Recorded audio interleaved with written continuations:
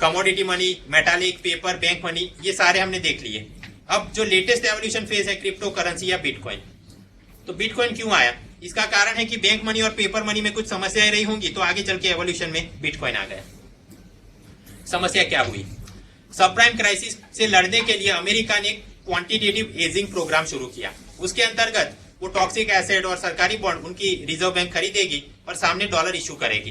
तो अगर डॉलर इस प्रकार से ज्यादा सप्लाई बढ़ेगा, स्वाभाविक है उसका परचेजिंग पावर कम हो जाएगा। इस कारण से कई लोगों का ये डॉलर से विश्वास उठ गया। सेकंड, बैंक मनी की जो बात है कि ये क्रेडिट कार्ड, एटीएम, उससे आपको मदद मिलती है, काम आसान हुआ, लेकिन वो लोग भी आपसे बहुत सारा पैसा दे सीक्रेटली वो ये चार्ज वो चार्ज करके खा जाते हैं। और कुछ ऐसे एनार्किस्ट ग्रुप, उनका ये मानना है कि कोई सरकार या कोई ऑर्गेनाइजेशन हमें क्यों कंट्रोल करे, फिएट करेंसी की कोई आवश्यकता नहीं, हम अपना ही कुछ क्यों ना शुरू कर दें। तो ऐसा एनार्किस्ट एक था सतोशी नाकामोटो। 2008 में उसने व्हाइट पेपर इशू किया बिटकॉइन के लिए कि इस प्रकार से हमने कुछ सिस्टम करना चाहिए। अब ये आदमी कौन है, उसकी रियल आइडेंटिटी अननोन है, लेकिन 2009 से ये बिटकॉइन का पूरा इश्यूएंस और यूज चालू हो गया। आगे चल के कुछ इन्वेस्टिगेटिव जर्नलिस्ट ने इस आदमी को कैलिफोर्निया से पकड़ा और उनका ये बोलना है कि यही व्यक्ति है सतोशी नाकामोटो, लेकिन इसने हाथ खड़े कर दिए, मैं नहीं हूं। तो रियल आइडेंटिटी स्टिल अननोन। वो मर्द है, औरत है, आतंकवादियों का ग्रुप है। सतोशी नाकामोटो कौन है, नोबडी नोज। खैर, ये बिटकॉइन काम कैसे करता है, मैकेनिज्म हम समझे। सबसे पहले एक टेक्निकली इनकरेक्ट एग्जांपल से, मान लो मैं ही हूं बिटकॉइन का सर्जक और सिस्टम ये है, अपना ये पूरा क्लास, मैं आप लोगों को एप्टीट्यूड के या गणित के कुछ प्रश्न दूंगा। आप में से जो व्यक्ति उसे सॉल्व कर देगा, मैं उसको इनाम में बिटकॉइन दूंगा।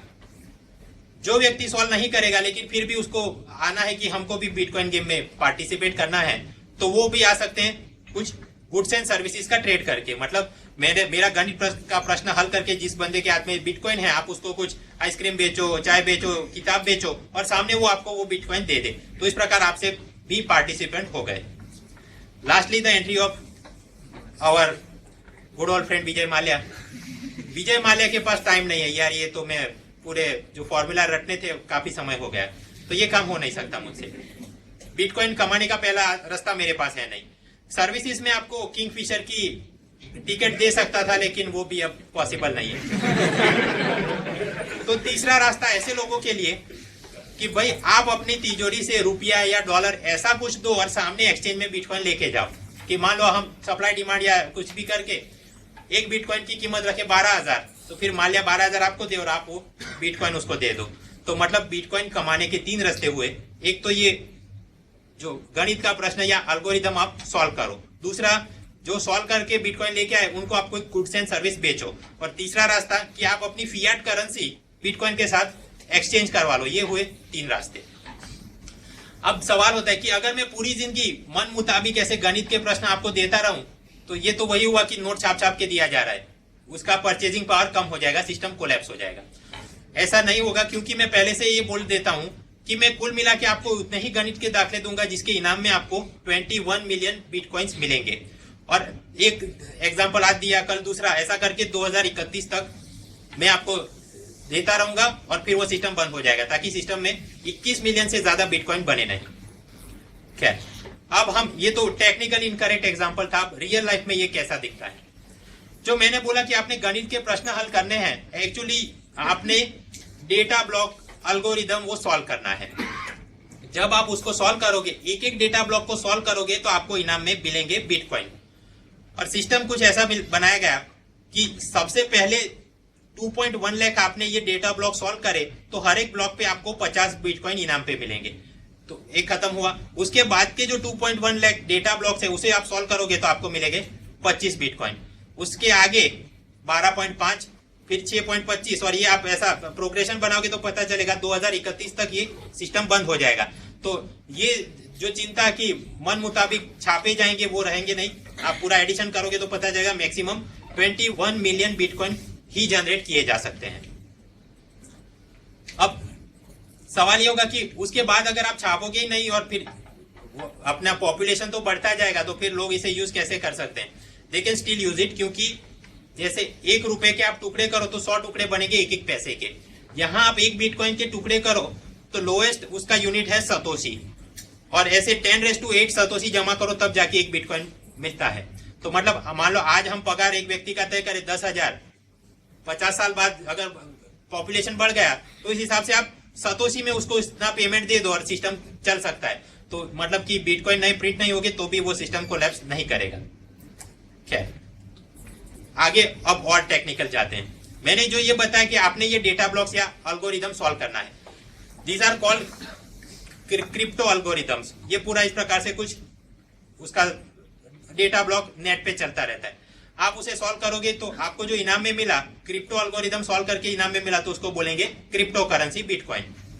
अब ये सॉल्व कैसे करोगे, इसके लिए कोई कोडिंग स्किल नॉट रिक्वायर। आपने अपने सिस्टम में बस कंप्यूटर में एक माइनिंग सॉफ्टवेयर डाल देना है, क्योंकि ये जो बिटकॉइन ऐसे आप निकालते हो उसको बोलते हैं बिटकॉइन माइनिंग। तो माइनिंग सॉफ्टवेयर आपने डाल दिया, नेट से कनेक्ट कर दिया, तो वो अपने आप उस डेटा ब्लॉक को सॉल्व करता जाएगा और उस हिसाब से आपको इनाम में बिटकॉइन मिलते रहेंगे। और मैंने आपको ये भी बताया कि भाई 50 बिटकॉइन मिलते थे ये वो, और आज की तारीख में भाव ये चल रहा है कि 1 बिटकॉइन तो अप्रोक्सीमेटली 12 से 14 हजार रुपए। तो फिर लोगों को ये इच्छा हो जाएगी कि भाई अब क्यों मजूरी करना, सॉफ्टवेयर डाल देते हैं लैपटॉप में और फिर सॉल्व कर लेंगे। It is not possible. Reason, ये जो माइनिंग सॉफ्टवेयर इसको अनलॉक करेगा, सॉल्व करेगा, उसकी जो स्पीड है वो नापी जाती है हैश रेट प्रति सेकंड। अगर आप अपने नॉर्मल लैपटॉप में काम शुरू करो तो हैश रेट आपको मिलेगा अराउंड 30 किलो हैश रेट प्रति सेकंड, और इस रेट से गिनती करो तो पता चलेगा कि 24 घंटे में लैपटॉप चालू ही रखूं तब जाके मुझे 0.003 बिटकॉइन मिलेंगे। और फिर आपने उसमें इंटरनेट का खर्चा, लाइट बिल, ये वो करोगे तो आगे चल के इन रियल लाइफ जो टर्न्स आउट $3 मतलब 120 रुपए। तो आप पूरा दिन चलाओ, एक तो 24 घंटे सिस्टम चलाओ, ओवरहीट होके वारंटी से पहले लैपटॉप अपना खराब हो जाए, और फिर भी 24 घंटों में 120 रुपए, तो ये इम्प्रैक्टिकल है। फिर भी लोग माइनिंग सॉफ्टवेयर की मदद से इसे सॉल्व करते हैं। कैसे कि मेरा अकेले का कंप्यूटर तो इतना पावरफुल नहीं है, लेकिन आप सब अपने अपने लैपटॉप वगैरह लेके आओ, पूरा एक नेटवर्क बनाते हैं, तो फिर अपनी कंबाइंड कैपेसिटी हैश रेट में काफी बढ़ जाएगी। फिर ऐसा माइनिंग पूल बना के हम सॉल्व करना शुरू करें, और जो भी इनाम में बिटकॉइन मिले तो हर एक कंप्यूटर की जो पावर था हैश रेट में, उस हिसाब में आपस में हम बांट लेंगे। बांटना शक्य क्यों है, हमने देखा 1 bitcoin it can be further सब डिवाइडेड इनटू 10⁸ सतोशीज। लेकिन फिर भी हम ऐसे नॉर्मल कंप्यूटर करें तो बात जमेगी नहीं, एकदम पावरफुल सिस्टम चाहिए, जिसको बोलते हैं माइनिंग रिग्स, क्योंकि ये बिटकॉइन का माइनिंग करते हैं, ऐसे मशीन है। ये एक माइनिंग रिग का फोटोग्राफ है, आप देखिए, ये पावर सप्लाई, ये नीचे जो है इसको बोलते हैं मदरबोर्ड, और सीपीयू यहाँ कहीं पे लगा होगा। ये ऊपर ये 1, 2, 3, 4 और 5 जो लाल पट्टियां दिख रही है, these are graphics card, graphical units. अब सवाल होता है ये बंदे ने 5 ग्राफिक्स कार्ड क्यों लगाए हैं। रीजन, माइनिंग सॉफ्टवेयर अगर आप सीपीयू की मदद से चलाओगे तो वो बहुत धीमी गति से काम करेगा, लेकिन ग्राफिक्स कार्ड के अंदर जो ग्राफिकल प्रोसेसर यूनिट होता है जीपीयू, उसकी मदद से चलाओगे तो वो बहुत फास्ट स्पीड आपको देगा। तो इस प्रकार से इस व्यक्ति ने, और ये भी सारे बहुत पावरफुल 20-30 हजार के उसने ग्राफिक्स कार्ड लगाए होंगे, ऐसे 5 लगाए, और फिर ऐसा एक पीसी नहीं, आप देखिए करीब 4 डजन पीसी उसने सिस्टम में फिट कर दिए हैं, और 24 घंटे ये वही काम करता है। तो नेट का बिल इसका कितना होगा, स्वाभाविक इतने सारे पीसी है तो हीट जनरेट होगी, एसी का बिल कितना होगा। तो बड़े जो खिलाड़ी हैं वो सोच के चलते हैं पूरा कैलकुलेशन, और फिर वो माइनिंग रिग ऐसे बना के काम करते हैं। तो मतलब हमारे जैसे लोग अगर कुछ करें तो हाथ में नहीं आएगा, ऐसा कोई बड़ा काम करना चाहिए। खैर ये आपको कोई परीक्षा में पूछने वाला नहीं है, ये मैं इसलिए बता रहा हूं क्योंकि जब आप अगर न्यूज़पेपर या रैंडमली कुछ पढ़ो तो ये पता चलेगा कि भाई 1 बिटकॉइन का दाम चला है $230, और उसके हिसाब से मतलब 12,000 रुपए से ज्यादा। और फिर स्वाभाविक है आजकल क्योंकि आप परीक्षा की तैयारी कर रहे हैं तो फिर हमेशा कि मुझे कहीं से कुछ side income part time job possible नहीं है। आपने ये समझा कि इस प्रकार ओनली देन, और सेकंड थिंग कि उसका लीगल स्टेटस भी क्लियर नहीं हो तो फीमा के अंतर्गत अरेस्ट भी हो सकता है। उसी प्रकार आप कई बार वो रैंडम सर्फिंग करते हो तो कि फिलअप द ऑनलाइन, आपके केवल सर्वे के फॉर्म भरने और आपको इतना पैसा दिया जाएगा, ऐसी नेट पे ऐड चलती रहती है। फिर कई बार न्यूज़पेपर की घरे बैठा डेटा एंट्री करो और महीने 15,000 कमाओ, वो सारे पूरे स्कैम है। देखिए उसमें क्या रहता है कि एक सर्वे फॉर्म फिलअप करोगे तो 0.001 कुछ सेंट मिलेगा, और नियम ये वो बना के चलेंगे कंपनी वाले कि $100 का पेमेंट होगा तब जाके आपको पेमेंट करेंगे, लेकिन $100 से पहले ही वो या तो आपका अकाउंट बंद कर देंगे या अपनी कंपनी बंद कर देंगे। तो कोई भी आदमी ये सोच के चलता है कि मैं बस ऐसे ही बैठे बैठे मेरे हाथ में पैसा आ जाए थोड़ा बहुत इंटरनेट पे काम करके, यू आर मिस्टेकन। अगर पैसा ही चाहिए तो या तो कुछ फिजिकल जॉब करिए, कुछ गुड सर्विसेज ऐसा प्रोवाइड करिए, वरना तो फिर वो 2-4 हजार कमाने के चक्कर में अपना पूरा कॉम्पिटिटिव एग्जाम की तैयारी एक तरफ रह जाती है। देयरफॉर ये तो केवल जानकारी के लिए है। खैर, हमने देखा एवोल्यूशन ऑफ मनी और बिटकॉइन का बेसिक कंसेप्ट देखा कि वो माइनिंग कैसे करते हैं। अब आगे चल के टेरर फाइनेंस वगैरह की बात। मान लीजिए हमने एक माइनिंग पूल बनाया था और मैं उसका टीम लीडर हूं और हमने वो डेटा ब्लॉक सॉल्व किया और मेरे हाथ में 50 कॉइन आ गए, तो हम आपस में उसको डिस्ट्रीब्यूट कैसे करेंगे? ये तो कोई फिजिकल कॉइन आपको मिलेगा नहीं, ऑनलाइन एक प्रकार का कोड ही है। तो इसके लिए हम में से हर एक व्यक्ति ने अपने कंप्यूटर में एक एक डिजिटल वॉलेट या ई वॉलेट सॉफ्टवेयर इंस्टॉल करना पड़ेगा और फिर एक ऑनलाइन अकाउंट बनाना पड़ेगा। तो जैसे आपने जीमेल में अकाउंट बनाया तो आपको ईमेल एड्रेस मिलेगा, वैसे ही यहाँ पे पब्लिक एड्रेस मिलेगा, लेकिन वो ऐसा लंबा कोड रहता है 1 2 3 7 8 9 जो भी। तो मेरा पब्लिक एड्रेस होगा, आपका पब्लिक एड्रेस होगा, साथ में मेरे पास प्राइवेट एक प्रकार का पासवर्ड होगा और आपके पास भी। और फिर आपको जो कायदे से मुझे पैसे देने हैं, बिटकॉइन में से जो हिस्सा देना है, वो मैं आपके अकाउंट में ट्रांसफर कर सकता हूँ। ये एनोनिमस इसलिए है, आप देखिए जीमेल में अकाउंट खोलोगे तो IP address, machine ID, DNA वो सारा रिकॉर्ड होता रहेगा, फिर आपने फोन नंबर भी देना पड़ेगा वगैरह। ठीक, यहाँ ऐसा कोई नाम वगैरह देने की जरूरत नहीं है, किसी का आईपी एड्रेस रिकॉर्ड नहीं किया जाता, कोई फोन नंबर भी यहाँ, पासवर्ड रिकवरी ऐसा कुछ नहीं। आपने अकाउंट खोला, ये आपका एड्रेस है, ये पासवर्ड है, याद रहे तो करो वरना गायब। तो इस कारण से ये एनोनिमस है और फिर आप समझ सकते हैं कि टेरर फाइनेंस, मनी लॉन्ड्रिंग में मिसयूज किया जा सकता है। रियल में ये वॉलेट कैसा दिखता है? जो डिजिटल वॉलेट है, जैसा ऑनलाइन बैंकिंग में अपना पोर्टल बनता है उसी प्रकार ये भी दिखता है। और यहाँ पे मान लो व्यक्ति ने अपने बैलेंस में 420 बिटकॉइन है और किसी को भेजना है तो उसका पब्लिक एड्रेस यहाँ 17C9 लंबा लंबा कुछ होता है और उसको कितना बिटकॉइन भेजना है आप लिखो और सेंड पेमेंट, तो उसके अकाउंट में वो चला जाएगा। अब सवाल ये होता है कि भाई डबल स्पेंडिंग क्या हो जाएगा? मान लो मुझे किसी ने बाग मिल्खा बाग की एक MP3 फॉरवर्ड कर दी, मैं चाहूं तो 50 लोगों को और भी फॉरवर्ड कर सकता हूं। तो ये ईमेल क्लाइंट के अंदर तो पॉसिबल है क्या? बिटकॉइन के अंदर भी ऐसा है क्या कि मैं अपने डिजिटल वॉलेट से एक व्यक्ति को 120 दे दूं, दूसरे को, तीसरे को, तो फिर तो सिस्टम खत्म हो जाएगा? ऐसा पॉसिबल नहीं है, क्योंकि ये जो हमने देखा पूरा ब्लॉकचेन या डेटा ब्लॉक चल रहा है, उसके ऊपर मॉनिटर करने के लिए पब्लिक लेजर सिस्टम है, जो बड़े बिटकॉइन माइनर्स है वो उसे मेंटेन करते हैं। तो मान लो मैंने अगर एक बिटकॉइन माल्या को भेजा किंगफिशर टिकट खरीदने के लिए, तो ये तुरंत लेजर रिकॉर्ड कर लेगा कि इस व्यक्ति का ये एड्रेस का अकाउंट था, उससे इस व्यक्ति के इस एड्रेस के अकाउंट में ये ट्रांसफर हुआ, ये कोड वाला बिटकॉइन। उसके बाद में तुरंत ही अगर मान लो एप्पल कंपनी को वही बिटकॉइन दे दूं एक फोन खरीदने के लिए, तो ये लेजर वापस उसको वेरीफाई करेगा कि यही वाला कोड तो आप यहीं पे नहीं भेज रहे। हर एक 10-10 मिनट पे ये ट्रांजेक्शन चेक किया जाता है। तो मतलब ये डबल स्पेंडिंग और कॉपी ये सब पॉसिबल नहीं। ऐसा भी नहीं कि MP3 जैसे कॉपी करते हो आप पेन ड्राइव में, बिटकॉइन कॉपी करके 50 जगह पे खरीद सकते हो, नहीं। तो मतलब ये ऑनलाइन बैंकिंग जैसा चलता है ऐसा कुछ बिटकॉइन में होता है। तो MCQ में परेशान कर सकता है आपको ये सवाल कि RTGS, NEFT और बिटकॉइन, इसके पैरेलल फीचर और यहाँ का वहां जोड़ के फिर फाइंड द करेक्ट स्टेटमेंट्स। तो जो ऑनलाइन बैंकिंग कायदे से होती है उसके दो प्रकार हैं, real time gross settlement RTGS, बड़े खिलाड़ियों के लिए 2 से 5 लाख, 5 लाख से ऊपर वगैरह, और उसके सामने मेरे आपके जैसे लोग जो पैसा ट्रांसफर करते हैं, ऑनलाइन शॉपिंग करते हैं, that is NEFT, national electronic fund transfer, और सामने है बिटकॉइन। फिर इनके पैरेलल कि यहाँ पे कितना ट्रांसफर कर सकते हो, यहाँ पे बिटकॉइन में ऐसी कोई सीलिंग नहीं। RTGS में तो प्रोसेसिंग फी और सर्विस टैक्स भी लगता है, यहाँ पे भी थोड़ा NEFT में लगता है, यहाँ ऐसा कुछ नहीं। RTGS इंस्टेंट है, NEFT तो 1-1 कलाक की साइकिल में वो सेटल करते हैं। बिटकॉइन में हमने देखा अप टू 10 मिनट्स, उससे ज्यादा लैग नहीं लगेगा, 24/7 ये चालू है। दूसरी भी बात है कि ये RTGS और NEFT तो वीकेंड वगैरह में रजा रखते हैं, ये तो चालू रहेगा। RTGS और NEFT को ऊपर सेंट्रलाइज मॉनिटर कौन करता है? RBI। यहाँ कोई सेंट्रल मॉनिटरिंग अथॉरिटी है नहीं। सातोशी नाकामोटो ने तो बनाया और फिर बना के वो छोड़ दिया, आप तो अपने आप सॉल्व करिए और सिस्टम काम कर। ऑनलाइन बैंकिंग में अगर आपका पासवर्ड खो गया तो आप रिकवर कर सकते हो, हाँ। बिटकॉइन में ये पॉसिबल नहीं है, क्यों? क्योंकि वो आपसे फोन नंबर, एड्रेस वगैरह कुछ मांगता नहीं, ईमेल आईडी भी उसे देना नहीं पड़ेगा। पासवर्ड भूल गए तो वो चला गया। दूसरे भी ये जो सारे RTGS NEFT में ट्रांसफर करना तो बैंक अकाउंट नंबर चाहिए, ब्रांच का IFSC कोड चाहिए, यहाँ पर वॉलेट का पब्लिक एड्रेस मांगता है। ये सारा खोलना हो तो आपको बैंक अकाउंट खुलवाना पड़ेगा और उसके लिए केवाईसी नॉर्म्स फुलफिल करने पड़ेंगे।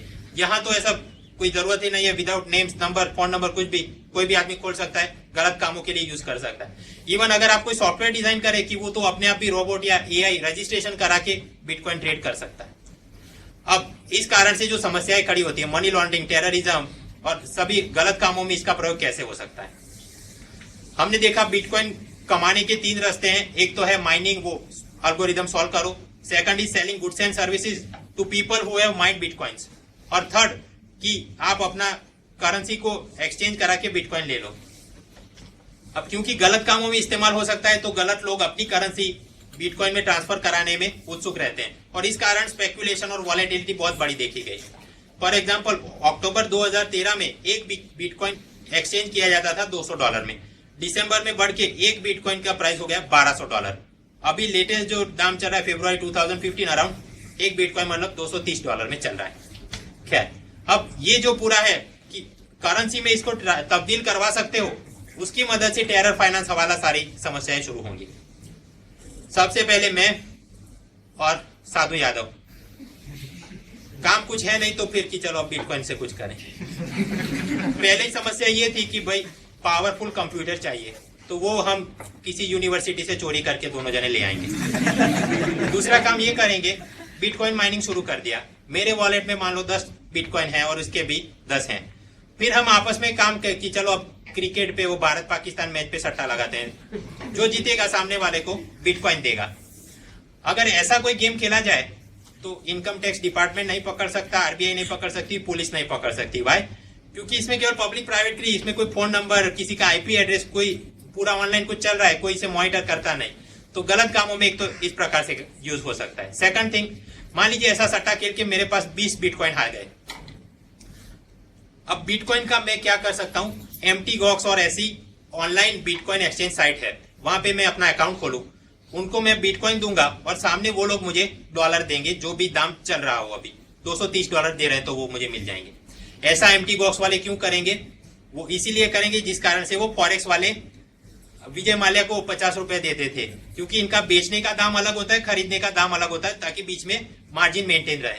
तो ऐसे लोगों की मदद से मैं अपने बिटकॉइन को डॉलर में तब्दील करा सकता हूँ। हाथ में डॉलर आ गए, फिर मन मुताबिक जहां पे भी जो खर्चा करना है मैं कर सकता हूँ।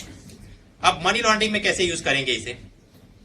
साधु यादव अपनी करेंसी को MTGOX में जाके वो करेंसी दे के सामने बिटकॉइन खरीद ले और ये बिटकॉइन अपने बिटकॉइन वॉलेट अकाउंट में चले गए और फिर टैक्स हेवन के अंदर जो भी इन्वेस्टमेंट बैंकर या हवाला ऑपरेटर जो भी है उसके अकाउंट में वो सारे बिटकॉइन तब्दील ट्रांसफर करवा दे। अब ये व्यक्ति वापस अपने बिटकॉइंस अपने वॉलेट से MTGOX में जाके उसको डॉलर में तब्दील करवा दे और फिर डॉलर हाथ में आ गए तो फिर कहीं पे भी निवेश करो, जो काम करना है आप कर सकते हो। तो ये पूरा money laundering, black money circulation इस प्रकार से हो सकता है। उसी तरह आतंकवादी को भी पैसा यहाँ से वहां भिजवाना और टेरर फाइनेंस में भी इसका गलत प्रयोग हो सकता है। हाँ, हो सकता है। और यहाँ तक कि कुछ ऑनलाइन शॉपिंग साइट भी खुल गई, जैसे एक थी सिल्क रोड। यहाँ पे कोकेन बेचा जाता था बिटकॉइन की एवज में। ये लिखा है कि इतना कोकेन तो 0.74 बिटकॉइंस एड टू कार्ट। और फिर ये सिल्क रोड तो खत्म हो गया, कोकेन वो बेचता था। 2013 में FBI ने इसको पकड़ लिया। अब सवाल होता है कि अगर ऑनलाइन ट्रेडिंग हो रहा है तो कैसे पकड़ लिया? क्योंकि जो फिजिकल डिलीवरी कोकेन की जाती है तो आप उसको तो ट्रेस कहीं ना कहीं कर लिया होगा और वापस चलते चलते वो हाथ में आ गया। खैर, ये तो एक था और ये चर्चा में इसलिए है कि इस व्यक्ति को लंबी सजा दी गई है और इसके अकाउंट में जो 50,000 बिटकॉइन थे, अमेरिकी सरकार उसका खुद ही ऑक्शन करेगी और हाथ में डॉलर लेगी। तो ये इस कारण से अभी चर्चा में चल रहा है। लेकिन इसके अलावा भी बहुत सारे ये गीक्स, नर्ड्स, हिप्पी टाइप के लोग, इन्होंने भी अपनी ऑनलाइन शॉपिंग साइट बना के रखी है। पिज्जा है, फैशन स्टोर, परफ्यूम्स, ये वो करके वो अपना सामान बेचते हैं और बिटकॉइन के एवज में वो बेच रहे हैं। इवन कुछ IT प्रोफेशनल भी साइट डेवलपमेंट, सर्वर, ये कोडिंग के लिए बिटकॉइन एक्सेप्ट करते हैं कि मैं ये काम करके दूंगा इतने बिटकॉइन में। लेकिन हमें हमेशा याद ये रखना चाहिए, this is not fiat currency. तो मतलब अगर वो IT प्रोफेशनल को जो मिला वो अपने मकान मालिक को दे नहीं सकता, क्योंकि वो फिएट करेंसी नहीं है। Can not be used for settling all debts and obligations. अब बिटकॉइन वापस माइनिंग कर सकते हो, गुड्स एंड सर्विसेज का सेल और एक्सचेंज के रूप में आप बिटकॉइन ले सकते हो। और यहाँ पे स्पेकुलेशन काफी ज्यादा रहा, 1200, 230 वगैरह। 2013 का हम ट्रेंड देखे, अक्टूबर में एक बिटकॉइन बिकता था $190 में, अचानक से वो हॉट हो गया, $1200 में एक बिटकॉइन बिकने लगा। फिर वापस थोड़ी कमी आ गई। कमी इसलिए आ गई क्योंकि 2013 के ये दिसंबर में पीपल्स बैंक ऑफ चाइना ने ये ऑर्डर इशू किया कि चाइना के कोई भी फाइनेंशियल इंटरमीडिएट्स, मतलब बैंकिंग भी और नॉन बैंकिंग भी, इनमें से कोई भी व्यक्ति बिटकॉइन का निवेश नहीं कर पाएगा, किसी को वो उसके एवज में चाइनीज युआन दे नहीं पाएगा। स्वाभाविक है, जब चीन ने मना कर दिया तो अचानक से जितने स्पेक्युलेटर इस गेम में आ रहे थे वो धीरे धीरे आना बंद हो गए और दाम बिटकॉइन का नीचे गिरने लगा। थोड़ी देर बाद राजन भाई ने भी कुछ नोटिस इश्यू कर दी तो और नीचे दाम गिर गया, और नीचे गिरते गिरते अभी चल रहा है 230 के आसपास। बेसिक वगैरह हमने समझा। अब अगर मुख्य परीक्षा में या इंटरव्यू में आपको कुछ पूछा जाए बिटकॉइन के बारे में तो क्या बोलोगे? हमने वही बोलना है जो राजन भाई ने अपने प्रेस स्टेटमेंट में 2013 के दिसंबर महीने में बोल दिया, बस वही, रटा मारो जिंदाबाद। उन्होंने जो भी बोला वो सारा याद कर लेंगे तो आराम से कोई भी सवाल सेट हो सकता है। First question, what is bitcoin? Bitcoin is a decentralised digital currency या वर्चुअल करेंसी। वर्चुअल डिजिटल तो आप समझते हो, डिसेंट्रलाइज इसलिए क्योंकि उसके ऊपर कोई सेंट्रल बैंक या सातोशी नाकामोटो खुद भी नहीं है, वो तो ऑटोमेटेड सिस्टम है, आप सॉल्व करो।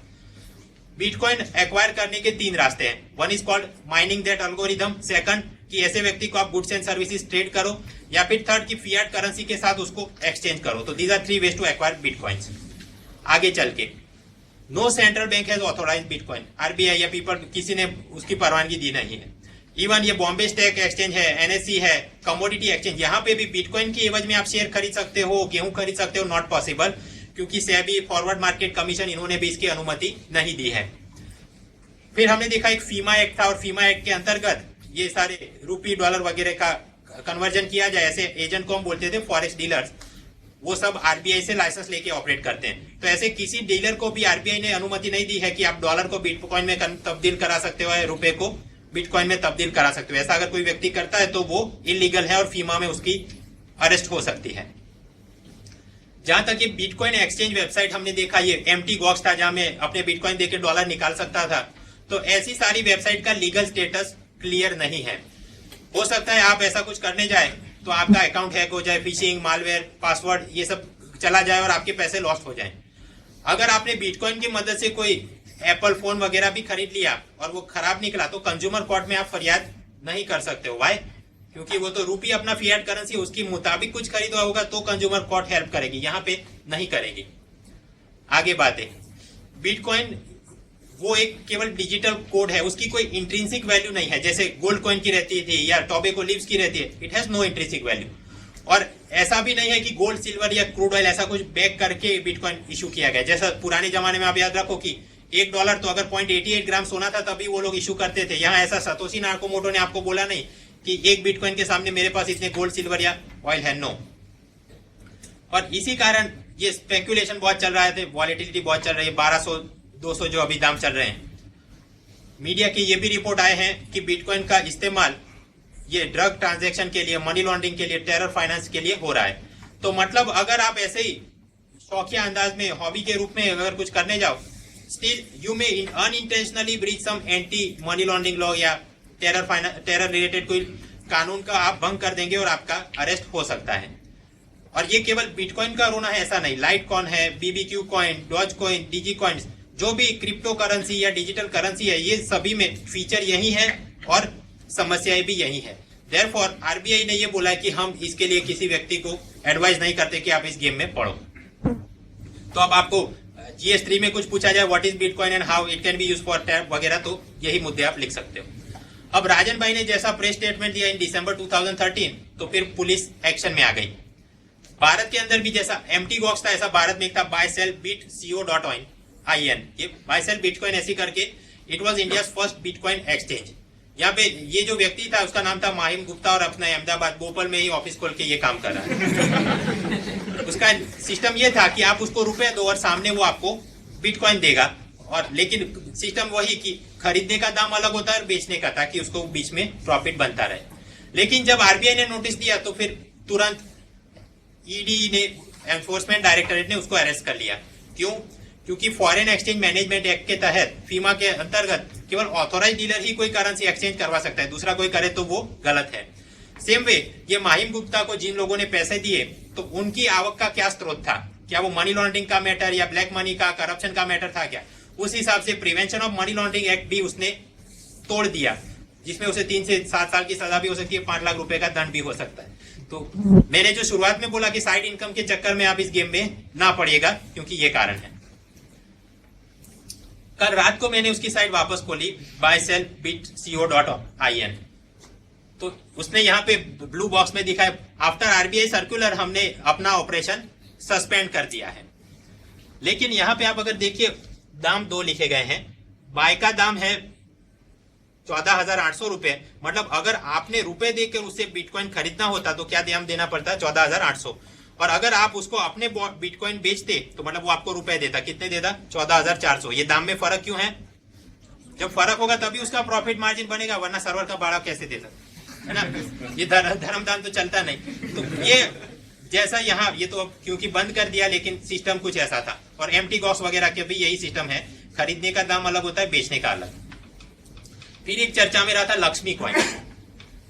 बिटकॉइन तो हमने देखा कि सतोशी नाकामोटो ने बनाए हुए, वो उसकी देखा देखी में 2 जने, मिट्स डाकी अमेरिका का और राज डांगी बेंगलोर का, इन लोगों ने कि हम भी अपना ऐसा लक्ष्मी कॉइन, मतलब कि हम ऐसा कोई एल्गोरिदम बनाएंगे, सभी लोग अपने कंप्यूटर में सॉफ्टवेयर डालो, उसको मतलब एक्सट्रैक्ट करो, अपना लाइट बिल और इंटरनेट का बिल बढ़ाओ और फिर आपके अकाउंट में आ जाएंगे लक्ष्मी कॉइन बस। और फिर वो आपस में आप ट्रेड करो करेंसी समझ के, और फिर वो अपनी करेंसी हो गई। और इसमें से भी हम 30% जो लक्ष्मी कॉइन जनरेट होंगे वो एनजीओ को और गरीब लोगों को देंगे, ताकि वो भी उनका कुछ भला हो। लेकिन स्वाभाविक है ये राजन भाई ने प्रेस स्टेटमेंट दिया तो फिर ये दोनों डर गए, और डर के इन्होंने फिर राजन भाई को खत लिखा कि हाँ सर हम भी ऐसा लक्ष्मी कॉइन कुछ शुरू करना चाहते हैं, मंजूरी है क्या? भाई ने अभी तक उसको रिप्लाई नहीं किया है। भाई का ऑफिशियल स्टैंड ये है कोई भी ऐसे लोगों के लिए, we are still examining the issue of digital currency. RBI का फॉर्मल यस भी नहीं है, नो भी नहीं है, हम अभी देख रहे हैं। लेकिन क्योंकि अब यहाँ पे बात की गई कि हम एनजीओ को पैसा देंगे, तो स्वाभाविक है हिंदू के पूरे वो कटार लेखक वो मस्ती में आ जाएंगे कि भाई ये करना क्या चाहते हैं और आरबीआई अपना स्टैंड क्लियर क्यों नहीं कर रही है। ये वो करके लंबी लंबी कॉलम पिछले सालों में लिखी जाती थी। अब आप सोचिए कि क्या हम यहाँ पे क्या प्रोड्यूस कर रहे हैं। अगर कुछ सॉफ्टवेयर बना दिया, कुछ गेहूं चावल उगा दिया तो बराबर है, काम करो। ये लोग क्या कर रहे हैं, बस एक कोई सॉफ्टवेयर बना दिया, उसको आप उसमें एक गेम ही खेल रहे हो ना, आपकी एल्गोरिथम सॉल्व करो और आपके अकाउंट में आए, और फिर आप ये समझ लो कि वो पैसा है और आपस में ट्रेड करो।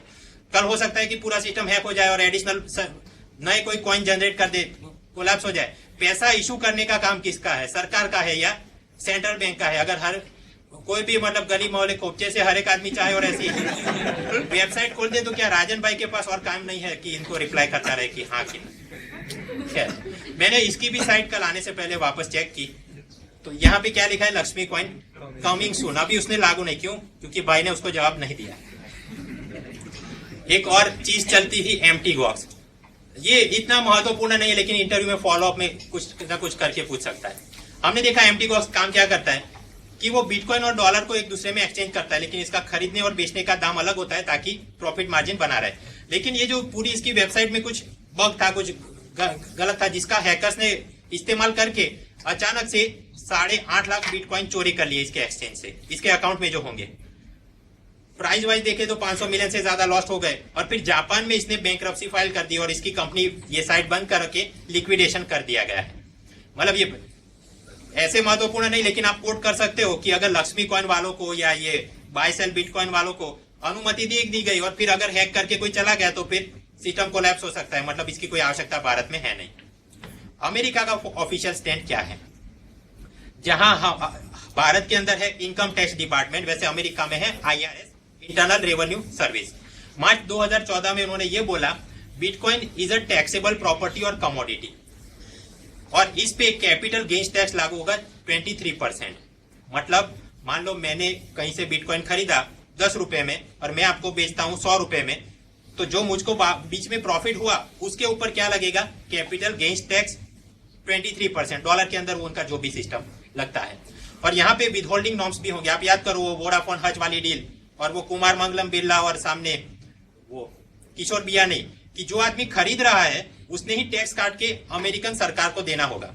तो अमेरिका का ऑफिशियल स्टैंड ये है कि bitcoin is a commodity, it is not a currency, it is a commodity और प्रॉपर्टी। और जब प्रॉपर्टी की खरीद बिक्री होगी और उस पर अगर मुनाफा होगा तो उस पर कैपिटल गेन्स टैक्स लागू करेंगे और विथ होल्डिंग नॉर्म्स भी लागू करेंगे। ये आपको कैसे परेशान कर सकता है इंटरव्यू में? एक तो कि एक्सप्लेन करो बिटकॉइन सिस्टम काम कैसे करता है, मैंने आपको एक्सप्लेन किया। इसके फायदे क्या है, नुकसान क्या है, आप बना सकते हैं। क्या भारत में इसको लीगल रिकॉग्निशन देना चाहिए जैसा अमेरिका ने किया है? वो हमने देखा कमोडिटी मान लिया और उस पर टैक्स लगाएंगे। क्या भारत में ऐसा करना चाहिए, नहीं करना चाहिए? मेरे मुताबिक तो नहीं करना चाहिए, क्योंकि अमेरिका में तो स्ट्रिक्ट सिस्टम है, यहाँ फिर ये साधु यादव जैसे ही लोग उसका मनी लॉन्ड्रिंग में इस्तेमाल करेंगे। सेकंड कि ये एडिशन टू दिस कि ये money laundering, terror finance, drug racket, इन सब को काबू में लाने के लिए क्या उपाय करने चाहिए वगैरह। तो आप पढ़ते रहिए और अपडेट करते रहिए। तो इस हिसाब से जो सेकंड फेज था अपना बिटकॉइन वो भी देख लिया। नेक्स्ट टाइम जब मिलेंगे तो बस बजट का थियरी, करंट और इकोनॉमी सर्वे सारा धीरे धीरे वो खत्म करेंगे। ठीक है।